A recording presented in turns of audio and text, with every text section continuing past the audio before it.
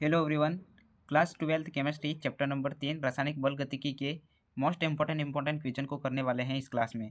तो अगर आप इस चैनल पे नए हो तो चैनल को सब्सक्राइब कर लेना और वीडियो पसंद आए तो लाइक कर देना, ठीक है। यहाँ से आपके चैप्टर नंबर 3 जो कि रासायनिक बल गतिकी है उसके छोटे छोटे जो अति लघुत्रात्मक प्रश्न बनते हैं वो और एमसीक्यू टाइप के जो भी क्वेश्चन है वो यहाँ से आपके पूछे जा सकते हैं, ठीक है। तो इस क्लास को एंड तक जरूर देखना, ये क्लास बहुत इंपॉर्टेंट होगी, ठीक है। तो शुरू करते हैं क्वेश्चन नंबर 1। क्वेश्चन नंबर 1 है रासायनिक बल गतिकी किसे कहते हैं। तो सबसे पहले तो रासायनिक बल गतिकी किसे कहते हैं उसकी परिभाषा ही पूछ लिए, ठीक है। तो रासायनिक बल गतिकी किसे कहते हैं, सबसे पहले तो चैप्टर का नाम है रासायनिक बल गतिकी। तो रासायनिक बल गतिकी होता क्या है। तो रासायनिक विज्ञान की वह शाखा जिसमें अभिक्रिया वेग तथा इसकी क्रियाविधि का अध्ययन किया जाता है तो उसे रासायनिक बल गतिकी कहते हैं, ठीक है। रासायनिक बल गतिकी किसे कहते हैं। तो रासायनिक विज्ञान की वह शाखा जिसमें अभिक्रिया वेग तथा उसकी क्रियाविधि का अध्ययन किया जाता है उसे ही कहते हैं रासायनिक बल गतिकी, ठीक है। अब क्वेश्चन नंबर 2 है बल गतिकी या काइनेटिक शब्द की उत्पत्ति कहाँ से हुई है। तो क्वेश्चन नंबर 2 का आंसर है ग्रीक भाषा के शब्द काइनेटिक्स काइनेसिस से हुई है, ठीक है।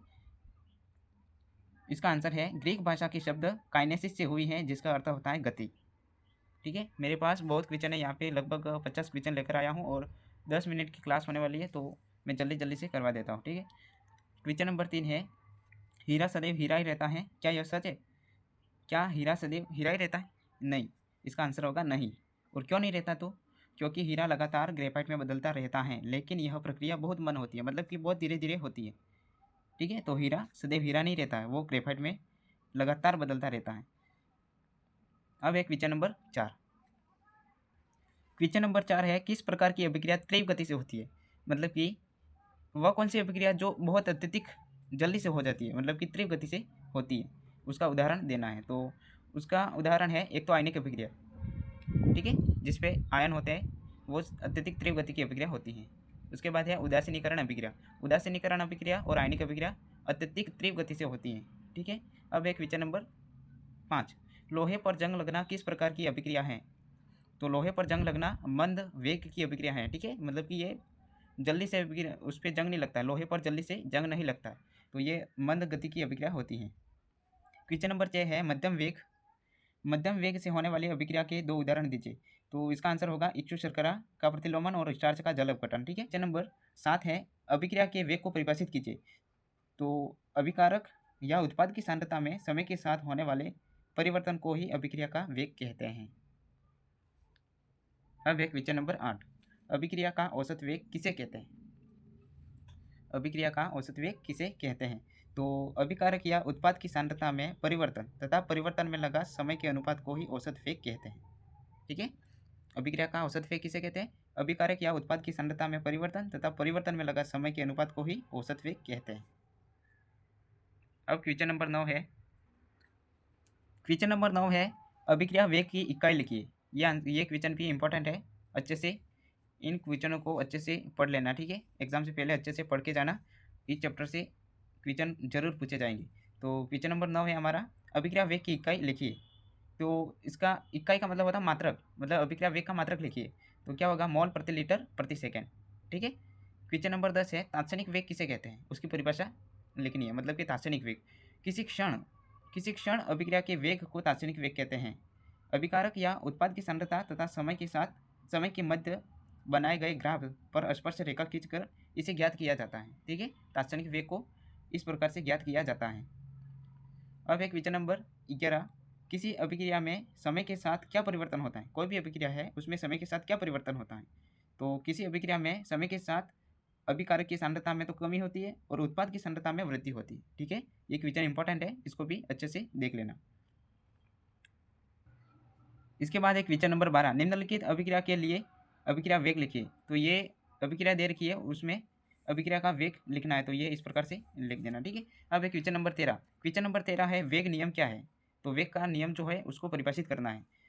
तो वह व्यंजक जिसमें अभिक्रिया के वेग को अभिकारकों की सांद्रता के पदों पर कोई घातांक लगाकर व्यक्त किया करते हैं तो इसको बोलते हैं वेग नियम, ठीक है। वेग नियम क्या है, वह व्यंजक जिसमें अभिक्रिया के वेग को अभिकारकों की सांद्रता के पदों पर कोई घातांक लगाकर व्यक्त करते हैं तो उसे कहते हैं वेग नियम, ठीक है। वही होता है वेग नियम हमारा। अब है क्वेश्चन नंबर 14। क्वेश्चन नंबर 14 है, इस समीकरण के लिए वेग व्यंजक लिखना है। मतलब कि ये समीकरण दे रखी है तो उसका लिखना है वेग व्यंजक। तो वेग व्यंजक इस प्रकार से आप लिख सकते हो, ठीक है। यहाँ पे एक्स और वाई है, वो ट्राइकोमेट्रिक गुणांक है, ठीक है। इस ट्राइकोमेट्रिक गुणांक है एक्स और वाई। अब एक क्वेश्चन नंबर 15, अभिक्रिया की कोटि किसे कहते हैं। ये क्वेश्चन भी इंपॉर्टेंट है, इसको अच्छे से देख लेना, ठीक है। अभिक्रिया की कोटि किसे कहते हैं, और प्रथम कोटि की अभिक्रिया और शून्य कोटि की अभिक्रिया का जो अवकलन रूप होता है उसको अच्छे से पढ़ लेना। वहाँ से आपके इन दोनों में से एक क्वेश्चन पूछा ही जाएगा, ठीक है। तो अभिक्रिया की कोटि किसे कहते हैं, वेग व्यंजक में अभिकारकों की सांद्रता की घातांकों का योग ही अभिक्रिया की कोटि कहलाती है, ठीक है। तो वेग व्यंजक में अभिकारकों की सांद्रता की घातांकों का योग ही अभिक्रिया की कोटि कहलाती है। इसमें जो n है वो x + y है, ठीक है। अब बात करते हैं क्वेश्चन नंबर 16। हमारे पास क्वेश्चन नंबर 16 है, अभिक्रिया की कोटि प्रायोगिक मान है या सैद्धांतिक मान है। ये बताना है अपने को कि अभिक्रिया की जो कोटि है वो प्रायोगिक मान है या सैद्धांतिक मान है। तो अभिक्रिया की कोटि है वो प्रायोगिक मान है, ठीक है, जिसे समीकरण देखकर पता नहीं लगाया जा सकता है। मतलब समीकरण को देखकर उसको पता नहीं लगाया जा सकता है, ठीक है, अभिक्रिया की कोटि। अब एक क्वेश्चन नंबर 17, क्वेश्चन नंबर 17 दे रखा है, इस समीकरण के लिए वेग व्यंजक तथा अभिक्रिया की कोटि लिखिए। तो ये समीकरण दे रखी है, CaCl3 + Cl2 एरो करके लिखा हुआ है, CCl4 + HCl, ये समीकरण दे रखी है। उसमें हमें बताना है एक तो वेग व्यंजक और एक अभिक्रिया की कोटि, ये लिखनी है, ठीक है। तो यहाँ पे अच्छे से देख लेना। अब एक क्वेश्चन नंबर 18, वे अभिक्रिया जो एक ही पद में पूर्ण होती है उन्हें क्या कहते हैं। वे अभिक्रिया जो एक ही पद में पूर्ण होती है उसे बोलते हैं प्राथमिक अभिक्रिया, ठीक है। और इसी प्रकार से एक दूसरी अभिक्रिया होती है जो कि जटिल अभिक्रिया। जटिल अभिक्रिया क्या होती है, वे अभिक्रिया जो एक से अधिक पदों में संपन्न होती है तो उसे बोलते हैं जटिल अभिक्रिया, ठीक है। एक से अधिक पदों में संपन्न होती है उसे बोलते हैं जटिल अभिक्रिया, और वे अभिक्रिया जो एक ही पद में पूर्ण होती है उसे कहते हैं प्राथमिक अभिक्रिया। अब एक क्वेश्चन नंबर 20, क्वेश्चन नंबर 20 है, क्रमागत अभिक्रिया का एक उदाहरण दीजिए। क्रमागत अभिक्रिया का एक उदाहरण देना है। तो क्वेश्चन नंबर 20 का आंसर होगा, यहाँ पे देख लेना अच्छे से, कि एथेन का कार्बन डाइऑक्साइड तथा जल में ऑक्सीजन होता है, ठीक है। एथेन का कार्बन डाइऑक्साइड तथा जल में ऑक्सीजन होता है, लेकिन इस प्रक्रम में कई माध्यमिक पद होते हैं जिसमें एल्कोहल, एल्डिहाइड तथा अम्ल का निर्माण होता है, ठीक है। क्रमागत अभिक्रिया का उदाहरण देना था, तो ये हो गया। अब है क्वेश्चन नंबर 21, क्वेश्चन नंबर 21 है, पार्श्व अभिक्रिया का उदाहरण दीजिए। क्या है हमारा क्वेश्चन नंबर 21, पार्श्व अभिक्रिया का एक उदाहरण दीजिए। तो इसका उदाहरण होगा फिनोल के नाइट्रीकरण से ऑर्थो नाइट्रोफिनोल के साथ पेरा और नाइट्रोफिनोल का भी निर्माण होता है, ठीक है। क्वेश्चन नंबर 22 है, जटिल अभिक्रिया का उदाहरण बताइए। जटिल अभिक्रिया का उदाहरण बताना है। तो क्वेश्चन नंबर 22 का आंसर यहाँ पे देख लेना, क्रमागत अभिक्रिया, विपरीत अभिक्रिया और पार्श्व अभिक्रिया, ये तीनों है वो जटिल अभिक्रिया का उदाहरण है, ठीक है। इसको भी अच्छे से याद कर लेना, यहाँ से क्वेश्चन पूछा जा सकता है। क्वेश्चन नंबर 23 है, वेग स्थिरांक क्या है। वेग स्थिरांक क्या है, तो वेग व्यंजक में प्रयुक्त स्थिरांक जो होता है उसको बोलते हैं वेग स्थिरांक, ठीक है। जो वेग व्यंजक होता है उसमें प्रयुक्त होता है स्थिरांक, उसी को ही बोलते हैं वेग स्थिरांक, ठीक है। इसे के से दर्शाते हैं। चलिए अब एक क्वेश्चन नंबर 24, वेग स्थिरांक को विशिष्ट अभिक्रिया वेग भी कहा जाता है। क्यों कहा जाता है भाई, बताओ फटाफट, कि वेग स्थिरांक को विशिष्ट अभिक्रिया वेग भी कहा जाता है। क्यों क्यों कहा जाता है, जब सभी अभिकारकों की सांद्रता को कई रूपों में लिया जाता है तो अभिक्रिया का जो वेग होता है उसका मान वेग स्थिरांक के बराबर हो जाता है, अतः इसे विशिष्ट अभिक्रिया का वेग भी कहते हैं, ठीक है। जब सभी अभिकारकों की सांद्रता को इकाई रूप में लिया जाता है तो अभिक्रिया का जो वेग होता है वो वेग स्थिरांक के बराबर हो जाता है, अतः इसे विशिष्ट अभिक्रिया वेग भी कहते हैं। क्वेश्चन नंबर 25 है, शून्य कोटि की अभिक्रिया के लिए वेग स्थिरांक की इकाइयाँ बताइए। ये क्वेश्चन मोस्ट इंपॉर्टेंट है। यहाँ से शून्य कोटि की अभिक्रिया, प्रथम कोटि की अभिक्रिया और एक द्वितीय कोटि की अभिक्रिया के मतलब कि वेग स्थिरांक की इकाइयाँ पूछ सकता है, इनमें से एक पूछा जा सकता है, ठीक है। अवश्य शब्द में पूछेगा या फिर रिक्त स्थान में पूछा जाएगा। तो यहाँ से आपके अच्छे से इसको याद कर लेना, ठीक है।